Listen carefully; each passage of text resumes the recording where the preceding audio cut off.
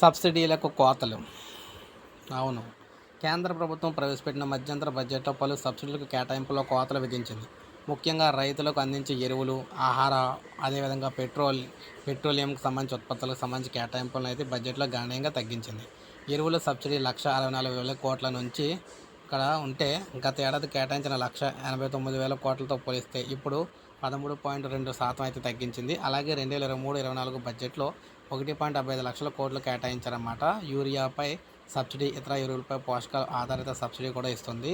అంతర్జాతీయంగా ధరలు తగ్గుముఖం పడడం, సేంద్రియ ఎరువుల కోసం ఒత్తిడి పెరగడం, నానో మరియు యూరియా వినియోగం పెరిగిన నేపథ్యంలో ఈసారి ఎరువులపై సబ్సిడీ కేటాయింపులు తగ్గిస్తున్నట్లు తెలిపింది. దేశం మొత్తం ఎరువుల వినియోగంలో యూరియా 50%, అదేవిధంగా రైతులకు సబ్సిడీ యూరియా 45 కేజీల బ్యాగు 242కి లభిస్తుంది. దీనికి పన్నులు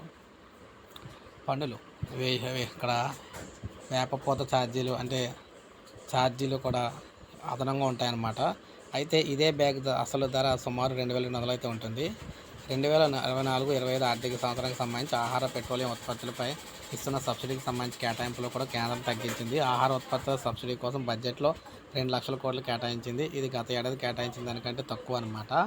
అంటే మొత్తం మీద అటు వీటికి సంబంధించి, పెట్రోలియంకి సంబంధించి, గ్యాస్కి సంబంధించి ఇలా వీటి మీద కూడా సబ్సిడీలు అయితే తగ్గించడంతో ఒక్కసారిగా ప్రజలకైతే ఊహించిన షాక్ అయితే తగిలింది.